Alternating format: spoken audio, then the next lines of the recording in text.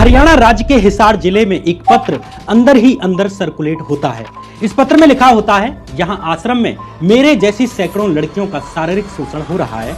महाराज, हम साध्वियों के साथ रेप करते हैं। बिना नाम के इस पत्र को प्रधानमंत्री अटल बिहारी वाजपेयी के दफ्तर भेजा गया। कुछ दिन के बाद ऐसी ही एक साध्वी के भाई रंजीत सिंह की इसलिए हत्या कर दी जाती है क्योंकि महाराज को शक था कि इस पत्र को रंजीत सिंह ने लीक किया है, जो कि आश्रम में रहने वाली एक साध्वी का भाई था। एक लोकल पत्रकार ने इस पत्र को अपने अखबार में छाप दिया। महाराज ने इस पत्रकार को माफी मांगने के लिए कहा, लेकिन पत्रकार पीछे नहीं हटता। कुछ महीने के बाद इस पत्रकार को उसके घर के बाहर ही गोली मारकर मौत के घाट उतार दिया जाता है। जिस महाराज ने साध्वियों का रेप किया, जिस महाराज ने रंजीत सिंह की हत्या करवाई, जिस महाराज ने पत्र छापने वाले पत्रकार को मरवाया, उस महाराज का नाम था गुरमीत राम रहीम सिंह। आश्रम का नाम था सिरसा का डेरा सच्चा सौदा आश्रम। आखिर इस सीक्रेट पत्र में ऐसा क्या था जिसे छुपाने के लिए राम रहीम ने 2 लोगों की हत्या करवा दी? गुरमीत राम रहीम की गुफा में आखिर क्या होता था? राम रहीम के बारे में पीड़ित लड़कियों ने क्या बताया? सीबीआई ने यह पत्र लिखने वाली लड़की को आखिर कैसे ढूंढा? गुरमीत राम रहीम ने अपने ही भरोसेमंद भक्त रंजीत सिंह को आखिर क्यों मरवाया? पत्रकार छत्रपति को राम रहीम ने क्यों मारा? प्रधानमंत्री मनमोहन सिंह ने एक सीक्रेट मीटिंग में सीबीआई से राम रहीम के बारे में क्या कहा? आखिर क्या है गुरमीत राम रहीम की असली सच्चाई? जानेंगे आज के इस एपिसोड में।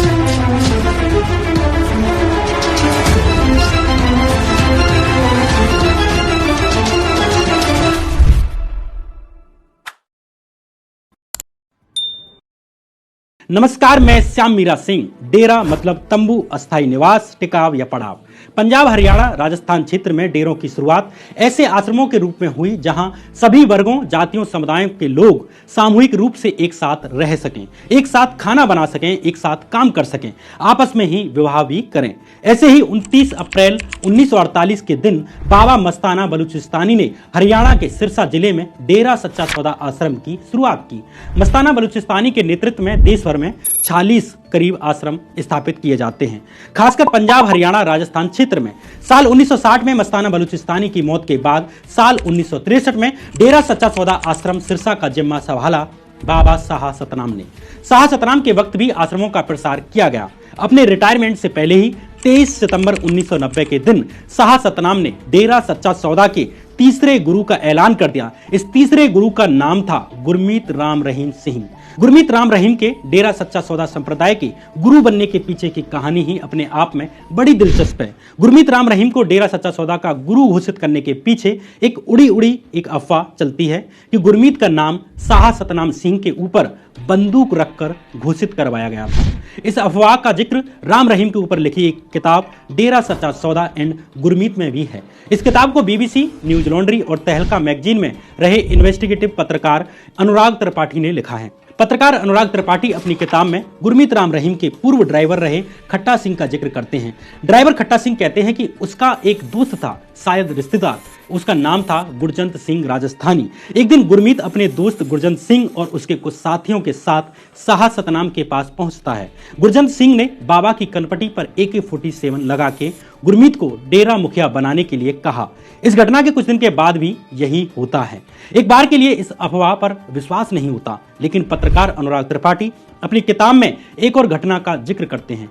अनुराग त्रिपाठी अपनी किताब में लिखते हैं कि 31 अगस्त 1991 के दिन डेरा सच्चा सौदा के सिरसा हेडक्वार्टर के माइकों से एक अनाउंसमेंट होता है कि इस दिन सभी एकदम मौन रहें। अगले 3 साल तक इसी तारीख को यानी 31 अगस्त के दिन इसी तरह डेरा सच्चा सौदा आश्रम में एक कंप्लीट मौन रखा जाता है। हालांकि 3 साल के बाद इस परंपरा को फॉलो करना बंद कर दिया जाता है, लेकिन सवाल यह है कि 3 साल तक 31 अगस्त के दिन मौन क्यों रखा जाता रहा? इसकी शुरुआत 1991 में ही क्यों होती है? इसके पीछे की कहानी यह है कि 31 अगस्त 1991 के दिन ही 20 लाख रुपए के इनामी अपराधी गुरवंत सिंह राजस्थानी को पंजाब पुलिस ने मोहाली के एक मकान में मार गिराया। गुरवंत सिंह राजस्थानी खालिस्तान कमांडो फोर्स नाम का एक चीफ जनरल था, साथ ही गुरमीत राम रहीम का दोस्त भी। ये वही गुरवंत सिंह था जिसके बारे में यह अफवाह है कि इसने डेरा सच्चा सौदा के दूसरे गुरु शाह सतनाम सिंह की खोपड़ी पर बंदूक रखकर गुरमीत राम रहीम को डेरा सच्चा सौदा का अगला गुरु बनाने का ऐलान करवाया। गुरवंत सिंह पर पंजाब और हरियाणा राज्य में दर्जनों हत्याओं के मामले दर्ज थे। इंटरेस्टिंग बात यह है कि गुरवंत सिंह और गुरमीत राम रहीम दोनों ही एक ही गांव के हैं, यानी श्री गुरसर मोडिया गांव से आते हैं, जो कि राजस्थान के गंगानगर जिले में आता है। यानी दोनों एक ही गांव के थे। गुरवंत सिंह की मौत वाले दिन डेरा सच्चा सौदा में 3 साल तक लगातार मौन रखे जाने के पीछे यही संबंध है, यह आप बेहतर समझ सकते हैं।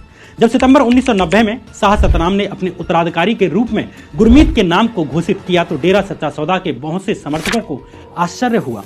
कुछ डेरा समर्थकों का यह भी कहना था कि जब शाह सतनाम अपने रिटायरमेंट से पहले अपने उत्तराधिकारी के नाम का चुनाव कर रहे थे तब उन्होंने 3 लोगों के नाम पर विचार किया था, जिनमें गुरमीत का नाम कहीं भी नहीं था। गुरमीत राम रहीम के डेरा प्रमुख बनने के पीछे की कहानी क्या है, ये तो शायद ही कभी पूरी तरह सामने आ पाए, लेकिन एक 23 साल के लड़के का इतने बड़े डेरा का स्पिरिचुअल हेड बन जाना अपने आप में एक चमत्कार था। लेकिन यहाँ एक चीज स्पष्ट जरूर हुई कि जहां एक और डेरा के 2 गुरुओं का ध्यान अध्यात्म की तरफ था, तो गुरमीत का ध्यान पैसा और पावर की तरफ अधिक था। यहीं से प्रॉब्लम शुरू होती है। लेकिन आगे की कहानी सुनाने से पहले मैं आपसे रिक्वेस्ट करना चाहता हूं कि आप इस वीडियो को लाइक कर दें और चैनल सब्सक्राइब करते हुए जरूर जाएं। आमतौर पर आप में से बहुत से दोस्त वीडियो देखकर जाते हैं लेकिन सब्सक्राइब करना भूल जाते हैं। आपका इस चैनल को सब्सक्राइब करना हमारे चैनल के लिए बेहद इंपॉर्टेंट है। अब आगे की कहानी। गुरमीत राम रहीम को डेरा सच्चा सौदा का हेड बने 8 साल बीत चुके थे। सिरसा जिले का एक बड़ा हिस्सा बाबा राम रहीम के डेरा सच्चा सौदा का हिस्सा बन चुका था। सिरसा के आम लोगों और लोकल पत्रकारों में इस बात को लेकर शक पैदा होता है कि डेरा सच्चा सौदा आश्रम कोई दान नहीं लेता, कोई दक्षिणा नहीं लेता, बावजूद इसके इनका साम्राज्य बढ़ता जा रहा है। आखिर कारण क्या है? इसी तरह के एक पत्रकार का नाम था रामचंद्र छत्रपति। रामचंद्र छत्रपति पूरा सच नाम का एक लोकल अखबार चलाते थे, जो सिरसा जिले की लेवल पर एक काफी चर्चित था। इलीगल जमीन कब्जे की अपनी खबरों के कारण पत्रकार छत्रपति पहले से ही डेरा सच्चा सौदा समर्थकों के निशाने पर थे। इसी बीच 30 मई के दिन सिरसा के रोडी मार्केट एरिया में एक कार ड्राइवर की एक सिपाही से यानी पुलिस सिपाही से भिड़ंत हो जाती है। जब पुलिस इस कार की चेकिंग करती है तो पुलिस को एक गुप्त पत्र की फोटो कॉपीज मिलती हैं। ये गुप्त पत्र एक अनाम साध्वी का था, यानी किसी का नाम नहीं था, जिसमें साध्वी डेरा चीफ गुरमीत राम रहीम पर लड़कियों के शारीरिक शोषण का आरोप लगाती है। ये लेटर पहले से ही सिरसा में अंदर ही अंदर घूम रहा था। इस घटना के बाद किसी भी तरह पत्रकार छत्रपति को भी इस पत्र की एक फोटो कॉपी मिल जाती है। इसी दिन पत्रकार छत्रपति ने अपने अखबार पूरा सच में इस पूरे पत्र को जस का तस छाप दिया, जिसका टाइटल था धर्म के नाम पे किए जा रहे हैं साध्वियों के जीवन बर्बाद। जल्द ही ये खबर सिरसा में एक हॉट टॉपिक बन जाता है। डेरा सच्चा सौदा एंड गुरमीत राम रहीम की किताब के अनुसार जल्द ही डेरा समर्थकों ने अखबार की एक कॉपी को अपने पास लेकर जला दिया।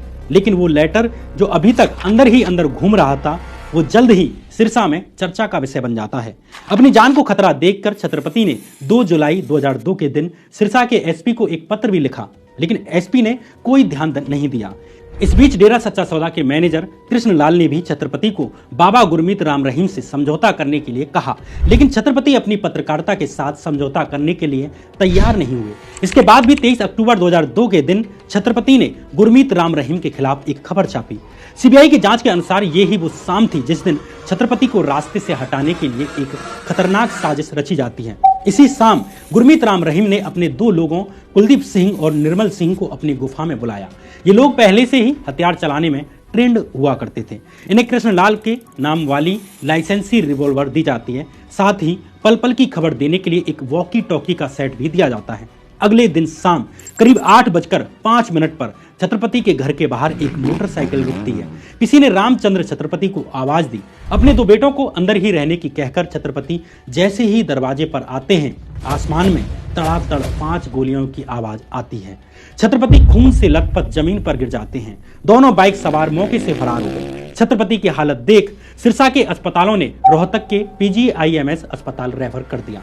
अगले कुछ दिन तक छत्रपति की स्थिति क्रिटिकल बनी रहती है। इस बीच सिरसा पुलिस के एक SI ने छत्रपति का बयान दर्ज किया। छत्रपति ने खुद कहा कि उनकी हत्या के प्लान के पीछे गुरमीत राम रहीम मास्टरमाइंड है। लेकिन कमाल की बात यह रही कि सिरसा पुलिस ने कहीं भी राम रहीम का नाम दर्ज नहीं किया। छत्रपति के बेटे अंशुल ने पुलिस इंस्पेक्टर को यह भी कहा कि उसने राम रहीम का नाम क्यों नहीं जोड़ा, तो पुलिस ने कहा कि आगे जोड़ दिया जाएगा, लेकिन ऐसा कभी नहीं होता। इस बीच पत्रकार छत्रपति की हालत और अधिक गंभीर होती चली जाती है। इसके बाद छत्रपति को रोहतक के अस्पताल से दिल्ली के अपोलो अस्पताल रेफर कर दिया जाता है, लेकिन 21 नवंबर 2002 के दिन पत्रकार छत्रपति की मौत हो जाती है। ये पहली बार था कि सिरसा के कुछ लोग यानी आम लोग सड़कों पर उतरते हैं। उन्होंने एंटी डेरा नारे लगाए, ये पहली बार था। हालांकि पुलिस प्रशासन गुरमीत राम रहीम की जेब में थे, इसलिए एफआईआर तक में राम रहीम का नाम दर्ज नहीं किया गया। उल्टा पुलिस इस मामले को घर में यानी कि उनके घर में ही एक जमीन विवाद का मामला बताकर इसे डाइवर्ट करने लग जाती है। छत्रपति के बेटे अंशुल ने जनवरी 2003 में पंजाब हरियाणा हाईकोर्ट में एक याचिका डालकर इस मामले की सीबीआई द्वारा जांच करने की मांग की। करीब 9 महीने के इंतजार के बाद हाईकोर्ट ने इस मामले की जांच का जिम्मा सीबीआई को सौंप दिया। करीब 12 साल बाद नवंबर 2014 में सीबीआई ने रंजीत सिंह मर्डर केस के साथ इस मामले में गुरमीत राम रहीम के खिलाफ सबूत पेश किए, जो आगे चलकर गुरमीत राम रहीम को जेल की सलाखों के पीछे भेजने का कारण बनते हैं। यहाँ 2 सवाल उठते हैं कि एक ये कि ये रंजीत सिंह मर्डर केस क्या था और इसका गुरमीत राम रहीम और पत्रकार छत्रपति केस से क्या संबंध था। दूसरा सवाल यह कि आखिर वो पत्र किसका था, वो किसने लिखा था जिसे छापने के कारण पत्रकार छत्रपति की जान चली जाती है। आखिर इस पत्र में गुरमीत राम रहीम पर लगाए गए शारीरिक शोषण और बलात्कार के आरोपों में कितनी सच्चाई थी।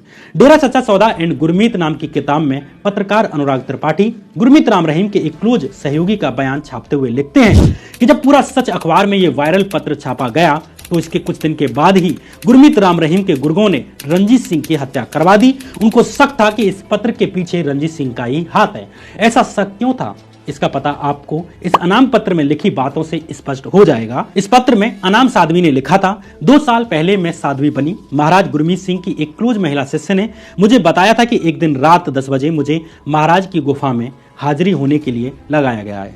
चूंकि मैं वहां पहली बार जा रही थी, इसलिए मैं बेहद उत्साहित थी कि स्वयं भगवान ने मुझे बुलाया है। जब मैं वहां गई तो मैंने देखा कि महाराज जी टीवी का रिमोट हाथ में लिए ब्लू फिल्म देख रहे थे। इनकी तकिया के बगल में एक रिवॉल्वर थी। इसे देखकर मैं डर गई, जैसे कि मेरे पैरों के नीचे से जमीन निकल गई हो। मैंने महाराज जी के बारे में ऐसा सोचा भी नहीं था कि वे ऐसे निकलेंगे। महाराज ने मुझे अपने नजदीक लेकर कहा कि मैं तुम्हें बहुत प्यार करता था। उन्होंने मुझसे यह भी कहा कि जब तुम उनकी शिष्या बनी तो तुमने मुझे अपना सब कुछ सौंप दिया है। इसके बाद उन्होंने मेरा रेप किया। इसके बाद हर 20-30 दिन बाद मेरा नंबर आता। मुझे पता चला कि वो अन्य लड़कियों के साथ भी ऐसा कर रहे हैं। डेरा में करीब 35-40 महिलाएं रह रही हैं। उनकी जिंदगी नरक बन चुकी है। सफेद कपड़ों में हम देवी जैसी दिखती हैं, लेकिन हमारी स्थिति कुछ और है। मैंने एक बार अपने परिवार को भी बताने की कोशिश की, लेकिन वे मुझ पर ही गुस्सा हो गए। महाराज के आदेश के कारण महिलाएं आपस में बात भी नहीं कर सकती। परिवार से भी फोन पर बात करने की अनुमति नहीं है। कोई लड़की अगर डेरा की सच्चाई बताने की कोशिश करती है तो उसे महाराज के आदेशानुसार सजा दी जाती है। कुछ दिन पहले बठिंडा की एक लड़की ने महाराज के गलत कामों के बारे में बात की तो अन्य महिला शिष्यों ने उसकी पिटाई की। वो अभी भी अपने घर पर बिस्तर पर है। उसके पिता ने आश्रम की सेवादार का काम छोड़ दिया। वो लड़की किसी से भी महाराज के गलत कामों के बारे में नहीं बता रही। इसी तरह कुरुक्षेत्र जिले की एक लड़की भी डेरा छोड़कर वापस चली गई है। जब उसने अपने घर पर अपने साथ हुई घटनाओं के बारे में बताया तो उसके भाई ने भी डेरा में सेवादार का काम छोड़ दिया। इसी तरह मनसा, फिरोजपुर, पटियाला, संगरूर और लुधियाना जिलों की लड़कियां डेरा छोड़कर घर चली गई हैं और किसी से भी बात नहीं कर रही हैं, क्योंकि उनको इससे अपनी जान का खतरा है। यही सिरसा, हिसार, फतेहाबाद, हनुमानगढ़, मेरठ की लड़कियों के साथ हो रहा है, जो डेरा के गुंडों के डर से एक भी शब्द कह नहीं पा रही थी। अब आप सोच रहे होंगे कि इस पत्र का रंजीत सिंह से क्या संबंध हो सकता है और डेरा से जुड़े लोगों को ऐसा क्यों लगता था कि इसके पीछे रंजीत सिंह हो सकता है, इसलिए रंजीत सिंह की हत्या कर दी गई। इसके पीछे कारण यह था कि कुरुक्षेत्र की जिस लड़की का जिक्र इस पत्र में था कि कुरुक्षेत्र की एक लड़की डेरा छोड़कर चली गई है और उसके भाई ने भी डेरा में सेवादार का काम छोड़ दिया है, वो लड़की रंजीत सिंह की बहन ही थी और सेवादार की नौकरी छोड़ने वाला कोई और नहीं था बल्कि रंजीत सिंह ही था, जो कभी गुरमीत राम रहीम का नितांत भक्त हुआ करता था। रंजीत सिंह सिरसा से 220 किलोमीटर दूर कुरुक्षेत्र जिले के खानपुर कोलिया गांव के रहने वाले थे। रंजीत गुरमीत राम रहीम के सबसे विश्वसनीय लोगों में से एक था, लेकिन पत्र को लीक करने के शक में रंजीत सिंह गुरमीत के टारगेट पर आ गए। रंजीत सिंह के बाद ही पत्रकार छत्रपति को भी मार दिया गया, जिसने इस लेटर को छापा था। यही कारण है कि आगे चलकर सीबीआई ने इन दोनों केसों की जांच एक साथ की। लेकिन सवाल यह है कि सीबीआई ने आश्रम में चल रही बाबा की अय्यासियों का पता कैसे लगाया, किस तरह सबूत जुटाए जिनकी बदौलत गुरमीत राम रहीम को अदालत दोषी ठहरा पाई और उसे जेल की सलाखों के पीछे डाला गया। डेरा सच्चा सौदा एंड गुरमीत राम रहीम की किताब के अनुसार सीबीआई के एक अफसर ने बताया कि जब साल 2002 में हमें एक केस सौंपा गया, इस केस में कुछ भी आगे नहीं जा पा रहा था। जब हमने डेरा प्रशासन से साल 1999 से लेकर साल 2002 के बीच रहने वाली साध्वियों की लिस्ट मांगी तो डेरा प्रशासन ने कोई मदद नहीं की। लोकल पुलिस किसी भी काम की नहीं थी, क्योंकि हमें पता चला कि लोकल पुलिस को डेरा प्रशासन ने घूस खिला रखी है। हम 3 साल तक हरियाणा और पंजाब घूमे, लेकिन कुछ पुख्ता सबूत नहीं मिला। लेकिन जांच के दौरान ही सीबीआई को पंजाब के भटिंडा में रहने वाली एक साध्वी का पता चलता है जो 1999 में डेरा छोड़कर आई थी। जब सीबीआई की टीम भटिंडा जिले पहुंचती है तो साध्वी ने ऑन रिकॉर्ड कुछ भी बात करने से इनकार कर दिया। लेकिन इधर साल 2005 आते आते सीबीआई डेरा में रहने वाली साध्वियों की लिस्ट पाने में सफल हुई। इस लिस्ट में 53 साध्वियों का नाम था जो आश्रम में लगे हॉस्टल में रह रही थी। साथ ही 80 उन साध्वियों का नाम भी था जो नए और पुराने डेरा आश्रम के अंदर रह रही थी। और इसके अलावा इस लिस्ट में उन 24 साध्वियों के नाम भी थे जो 1997 के बाद डेरा छोड़कर चली गई थी। सीबीआई के लिए ये एक बड़ी सफलता थी। सीबीआई डेरा आश्रम और हॉस्टल में रहने वाली 133 साध्वियों में से 130 साध्वियों से बात करने में सफल रही, लेकिन कोई भी ऑन रिकॉर्ड कुछ भी कहने के लिए तैयार नहीं थी। वे पूरी तरह से गुरमीत राम रहीम के कंट्रोल में थी। अब सीबीआई ने उन साध्वियों की तलाश शुरू कर दी जो डेरा छोड़कर जा चुकी थी। इन 24 साध्वियों में से 20 साध्वियों को तलाशने में सीबीआई को 6 महीने लग जाते हैं। लेकिन इन साध्वियों के साथ समस्या ये थी कि इनमें से अधिकतर साध्वियों की शादी हो चुकी थी, बच्चे हो चुके थे। फैमिली मेंबर्स इन साध्वियों को सीबीआई से बात नहीं करने देते थे। इसके अलावा साध्वियों को डर था कि कहीं उनके पति को उनके साथ हुए शारीरिक शोषण की जानकारी पता न चल जाए, क्योंकि ऐसी स्थिति में उनका घर टूटने की संभावना हो सकती थी। इसके अलावा साध्वियों को अपने पति, परिवार और अपनी जान का भी खतरा था। इसके अलावा सबसे बड़ी समस्या ये भी थी कि ये परिवार खुद गुरमीत राम रहीम के भक्त थे और बाबा गुरमीत राम रहीम के खिलाफ वे एक भी शब्द सुनना नहीं चाहते थे। अधिकतर मामलों में साध्वियों के परिवार साध्वियों को ही डेरा छोड़ने का दोषी मानते थे। उन्हें लगता था कि साध्वियों का डेरा आश्रम में मन नहीं लगता होगा, इसलिए वे बहाने बनाती हैं। अंततः मई 2006 आते आते सीबीआई 2 साध्वियों को बयान देने और उसे ऑन रिकॉर्ड दर्ज करने के लिए कन्विंस करने में सफल हुई। मार्च 2007 में सीबीआई ने इनमें से एक साध्वी का बयान दर्ज कर लिया। साध्वी ने बताया कि मैंने अपने भाई के आग्रह के बाद साल 1999 में डेरा ज्वाइन किया था। शुरू में मुझे आश्रम से जुड़े एक हॉस्टल में रहने को मिला जिसे साध्वी निवास कहा जाता था। यहाँ पीड़ित साध्वी की प्राइवेसी का ख्याल रखते हुए हम उनके असली नाम की जगह उन्हें बदले हुए नाम यानी कि मुस्कान से संबोधित करेंगे। मुस्कान को जल्द ही डेरा द्वारा चलाई जा रहे एक स्कूल में तैनात कर दिया जाता है। करीब 1 महीने के बाद मुस्कान से कहा गया कि उसे महाराज की गुफा यानी जहां गुरमीत रहा करते थे के बाहर संतरी यानी गार्ड की ड्यूटी करनी पड़ेगी। उसे 20 दिन में एक बार नाइट ड्यूटी करनी पड़ेगी। इसी तरह एक रात नाइट ड्यूटी के दौरान मुस्कान ने देखा कि एक दूसरी साध्वी गुफा से रोते हुए निकल रही है। जब मुस्कान ने उससे पूछा कि क्या हुआ तो वो गुरमीत को गाली देने लगती है और कहने लगी कि ये अच्छा आदमी नहीं है। जब मुस्कान ने आगे पूछा कि वो ऐसा क्यों कह रही है तो पीड़ित साध्वी ने आगे कुछ भी नहीं कहा। अगले दिन मुस्कान को पता चलता है कि उस साध्वी के पेरेंट्स डेरा आए हैं और उसे और उसकी बहन को घर ले गए हैं। ये एकमात्र इंसिडेंट नहीं था जब मुस्कान ने किसी साध्वी को रोते हुए गुफा से बाहर जाते हुए देखा हो। अक्सर इन साध्वियों को यह कहकर गुरमीत की गुफा में हाजिर होने के लिए कहा जाता था कि महाराज ने माफी देने के लिए बुलाया है। इस बीच अब वो तारीख भी आ जाती है जब मुस्कान को भी गुफा में माफी देने के लिए कहा जाता है। आगे मुस्कान के साथ भी वही हुआ जो अन्य साध्वियों के साथ हुआ। डरी सहमी मुस्कान के पास कोई विकल्प नहीं बचता।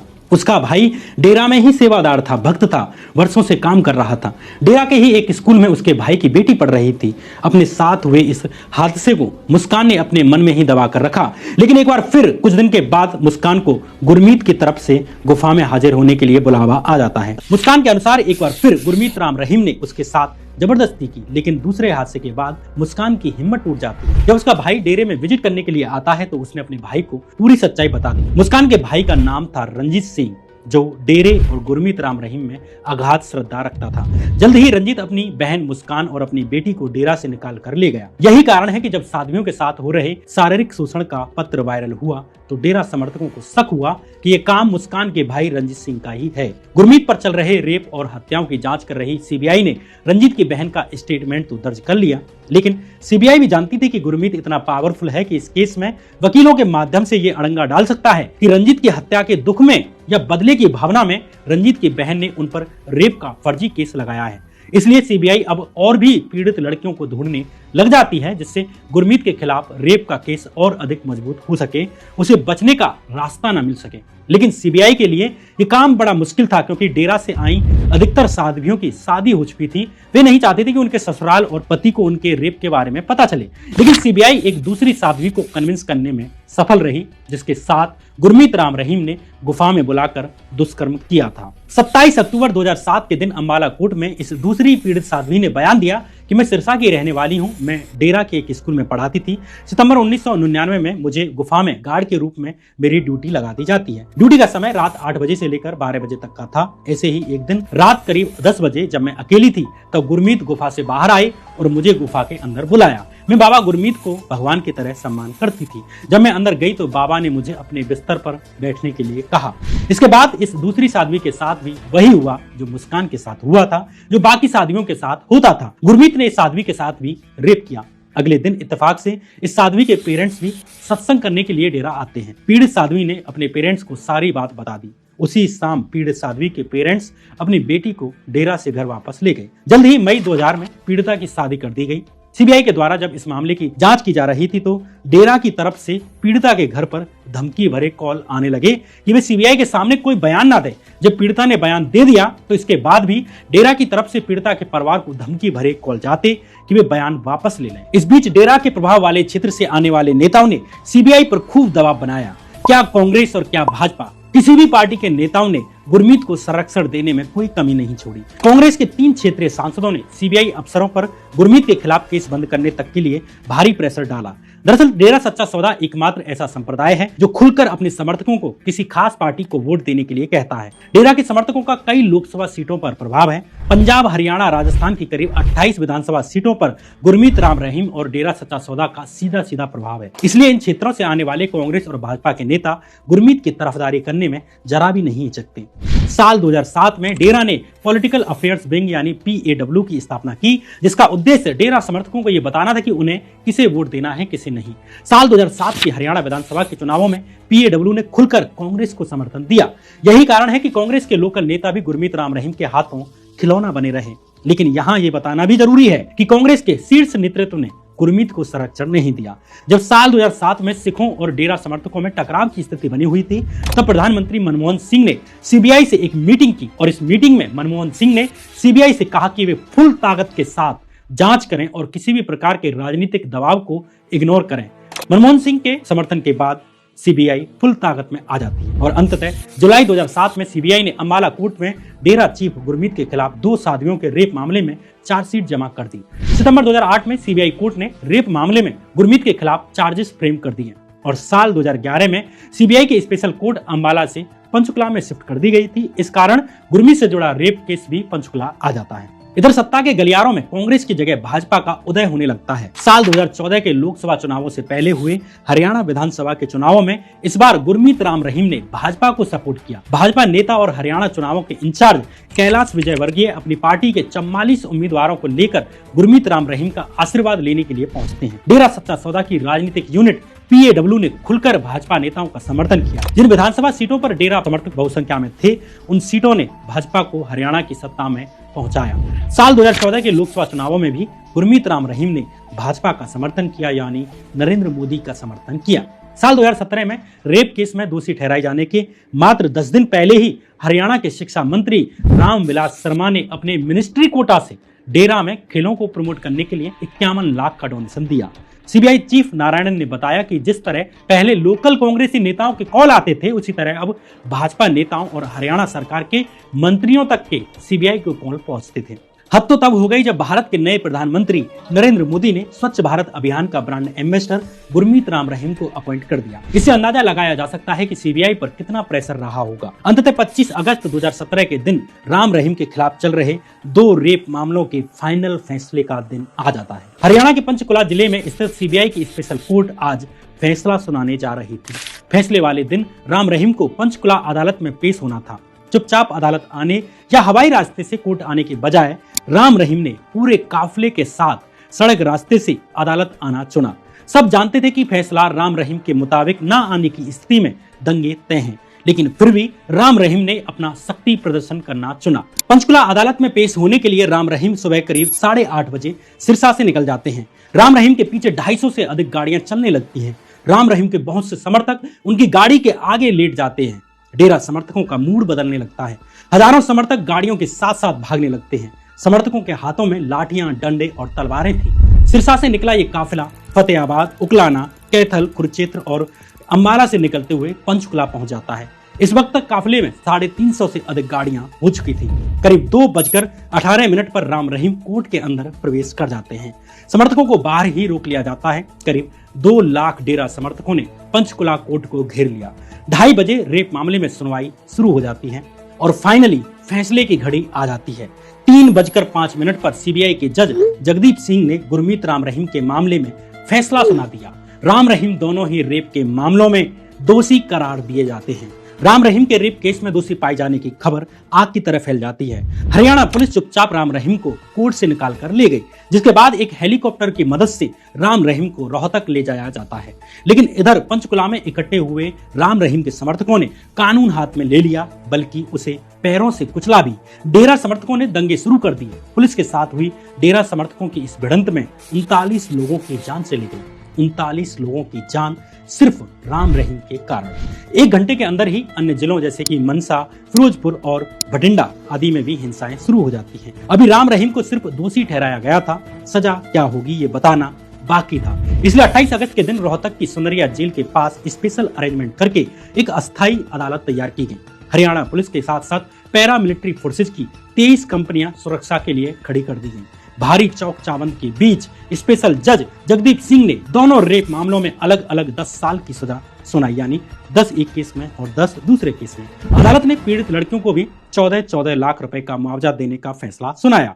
फैसला सुनते ही राम रहीम अपने घुटनों के बल बैठ जाता है और जज से माफी मांगने लगता है कि मुझे माफ कर दो। सालों की अदालती लड़ाई ने राम रहीम को भगवान के स्वरूप से जेल की ड्रेस में ला दिया। दोनों रेप मामलों का फैसला आ चुका था, लेकिन अभी भी रेप पीड़िता के भाई और डेरा सच्चा सौदा के पूर्व समर्थक रंजीत सिंह और पूरा सच अखबार चलाने वाले पत्रकार रामचंद्र छत्रपति को न्याय मिलना बाकी था।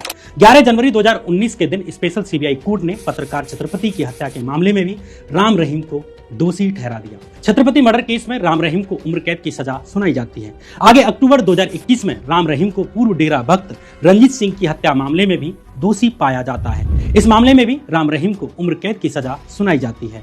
राम रहीम के साथ ही 4 अन्य हत्यारों डेरा मैनेजर कृष्णलाल, जसवीर सिंह, अवतार सिंह और साबदिल को भी उम्र कैद की सजा सुनाई जाती है। लेकिन आज भी सरकारें राम रहीम का संरक्षण कर रही हैं। समय समय पर नियमों की नीलामी करते हुए भी भाजपा सरकार राम रहीम को बार बार उन्हें पेरोल पर छुट्टियां मनाने के लिए भेज देती है। नवंबर 2023 में गुरमीत राम रहीम को 21 दिन के लिए छुट्टी दे दी जाती है। इससे पहले जनवरी 2023 में राम रहीम को 40 दिन की छुट्टी दे दी गई। उससे 3 महीने पहले यानी अक्टूबर 2022 में भी 40 दिन की पैरोल पर छुट्टी दे दी जाती है। जैसे तैसे राम रहीम पर केस प्रूव हो पाया, उन्हें उनके अपराध की सजा मिल सकी, लेकिन अपने प्रभाव और राजनीतिक वोटों के लिए बार बार भाजपा सरकार के द्वारा उन्हें विशेष छूट दे दी जाती है। क्या इसलिए ही रंजीत सिंह ने अपनी बहन की अस्मिता की लड़ाई लड़ी? क्या इसलिए ही पत्रकार रामचंद्र छत्रपति ने अपनी जान गंवाई? क्या इसलिए ही पत्रकार छत्रपति का परिवार 17 साल तक कानूनी लड़ाई लड़ता रहा? 2 लड़कियों के बलात्कार की बात तो प्रूव भी हुई है। ऐसे कितनी लड़कियां होंगी जिनकी शादी हो गई, जिनके बच्चे हो गए, जो कभी भी अपना मुंह न खोल सकी? उनके साथ हुए अपराधों को आज भी सरकार के द्वारा छुपाया जा रहा है। सिर्फ किस लिए? क्योंकि राम रहीम के पास उसके अंध समर्थक हैं, जो उसके कहने पर किसी को भी वोट दे देते हैं। वो डेरा सच्चा सौदा, जो अपने सुधारवादी क्रांतिकारी मूल्यों के लिए प्रचलित और सम्मानित हुआ, उसके शीर्ष पर बैठे एक आदमी ने इतने शानदार विचार को लज्जित कर दिया। बाबा सावन सिंह, बाबा मस्ताना बलूचिस्तानी, बाबा शाह सतनाम और करोड़ों निर्दोष भक्तों ने, जिन्होंने डेरा सच्चा सौदा को अपने पवित्र विचारों से सींचा, इंसानों को इंसान बनाने की राह दिखाई, उसके शीर्ष पर एक गलत आदमी बैठ जाने के कारण डेरा सच्चा सौदा जैसा क्रांतिकारी विचार लज्जित हो जाता है। और हमारी सरकारें और हमारे नेता तो महान हैं ही हैं। बहरहाल ये कहानी फिलहाल यहीं खत्म होती है। आप हमारा चैनल सब्सक्राइब करके और वीडियो को लाइक करके भी हमें अपना सपोर्ट दे सकते हैं। तब तक के लिए बने रहिए इसी चैनल पर। नमस्कार।